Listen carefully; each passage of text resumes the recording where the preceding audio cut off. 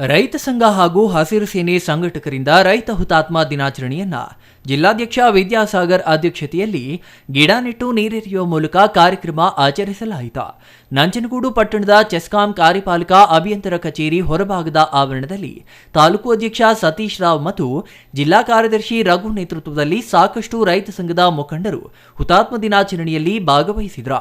ಇನ್ನು ಕಾರ್ಯಕ್ರಮದಲ್ಲಿ ಮಾತನಾಡಿದ ರೈತ ಸಂಘದ ಜಿಲ್ಲಾಧ್ಯಕ್ಷ ವಿದ್ಯಾಸಾಗರ್ 1980 ಜುಲೈ 21ರಂದು ರೈತರ ಹಿತ ಸಂರಕ್ಷಣಾ ಸಮಿತಿ ಸಭೆ ನಡೆಯುತ್ತಿದ್ದ ವೇಳೆ ರೈತರ ಮೇಲೆ ಗುಂಡು ಹಾರಿಸಿ ಬಸಪ್ಪ ಲಕ್ಕುಂಡಿ ಮತ್ತು ಈರಣ್ಣ ಪಡಲಿಕುಪ್ಪೆ ಎಂಬ ಇಬ್ಬರು ರೈತರನ್ನ ಅಂದಿನ ಸರ್ಕಾರದ ಕಾರ್ಯಾಂಗ ವ್ಯವಸ್ಥೆ ಬಲಿ ಪಡೆಯಿತು.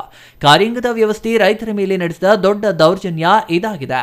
ಹುತಾತ್ಮರಾದ ರೈತರ ಸಮಾಧಿಯ ಮೇಲೆ ಪ್ರಮಾಣ ಮಾಡಿ ಹಸಿರು ಟವಲ್ಗಳನ್ನ ಧರಿಸಿ ನಾವು ಹೋರಾಟ ಮುಂದುವರಿಸುತ್ತಿದ್ದೇವೆ ಎಂದರು.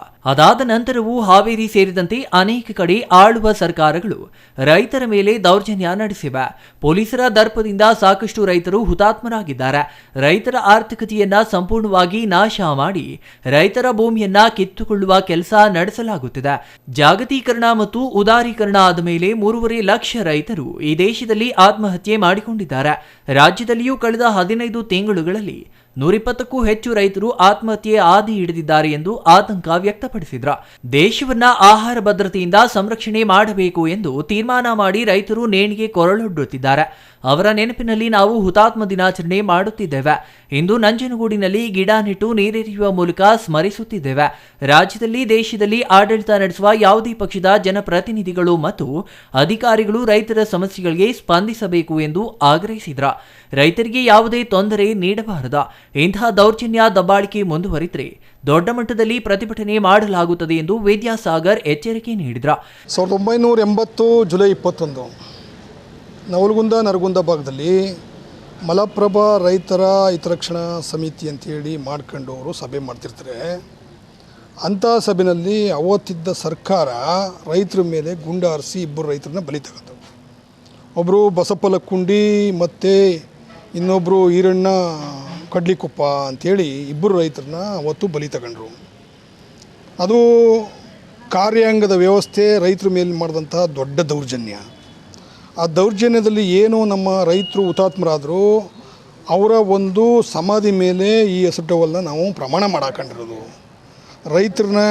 ಅದಾದ ನಂತರದಲ್ಲಿ ಸರ್ಕಾರಗಳು ರೈತರ ಆರ್ಥಿಕತೆಯನ್ನು ಸಂಪೂರ್ಣವಾಗಿ ನಾಶ ಮಾಡಿ ರೈತರ ಭೂಮಿಯನ್ನು ಕಿತ್ಕೊಳ್ಳೋಂಥ ಕೆಲಸ ಮಾಡಿ ಜಾಗತೀಕರಣ ಮತ್ತು ಉದಾರೀಕರಣ ಆದಮೇಲೆ 3.5 ಲಕ್ಷ ರೈತರು ಈ ದೇಶದಲ್ಲಿ ಆತ್ಮಹತ್ಯೆ ಮಾಡ್ಕೊಂಡಿದ್ದಾರೆ. ಈ ದೇಶವನ್ನು ಆಹಾರ ಭದ್ರತೆಯಿಂದ ಸಂರಕ್ಷಣೆ ಮಾಡಬೇಕು ಅಂತೇಳಿ ತೀರ್ಮಾನ ಮಾಡಿದಂಥ ರೈತರು ಇವತ್ತು ನೇಣಿಗೆ ಕೊರಳೊಡ್ತಾವ್ರೆ. ಇವರೆಲ್ಲರ ಹೆಸರಿನಲ್ಲಿ ಜುಲೈ 21 ನಾವು ರೈತ ಹುತಾತ್ಮ ದಿನಾಚರಣೆ ಅಂತ ಮಾಡ್ತಾಯಿದ್ದೀವಿ.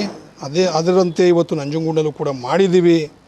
ಏನು ಇವತ್ತು ರೈತರಿಗೆ ಆಡಳಿತ ವ್ಯವಸ್ಥೆಯಿಂದ ಎಲ್ಲ ಪಕ್ಷಗಳು, ಯಾವುದೇ ಪಕ್ಷಗಳು ಆ ಪಕ್ಷ ಈ ಪಕ್ಷ ಅಂತಿಲ್ಲ, ಎಲ್ಲ ಪಕ್ಷಗಳು ಕೂಡ ರೈತರಿಗೆ ತೊಂದರೆ ಕೊಟ್ಕೊಂಡೇ ಬಂದಿದೆ. ಇನ್ನಾದರೂ ಇಂದು ಮುಂದುವರಿಬಾರ್ದು. ಇದರ ವಿರುದ್ಧ ನಾವು ಹೋರಾಟದ ಮುಖಾಂತರ ಅಂಕುಶ ಹಾಕ್ತೀವಿ ಅಂತೇಳಿ ಈ ಸಂದರ್ಭದಲ್ಲಿ ಹೇಳ್ತಾ ಇದ್ದೀನಿ. ನನ್ನ ಹೆಸರು ವಿದ್ಯಾಸಾಗರ್, ಜಿಲ್ಲಾಧ್ಯಕ್ಷರು. ನಂಜನಗೂಡು ಪಟ್ಟಣದ ಚೆಸ್ಕಾಂ ಕಾರ್ಯಪಾಲಕ ಅಭಿಯಂತರ ಕಚೇರಿ ಆವರಣದಲ್ಲಿ ವಿದ್ಯುತ್ ಇಲಾಖೆಗೆ ಸಂಬಂಧಪಟ್ಟ ಸಾಕಷ್ಟು ಸಮಸ್ಯೆಗಳನ್ನು ಅಧಿಕಾರಿಗಳಾದ ಆನಂದ್ ಅವರಿಗೆ ಮನವಿ ನೀಡಿ ಬಗೆಹರಿಸಲು ರೈತ ಮುಖಂಡರು ಆಗ್ರಹಪಡಿಸಿದರು.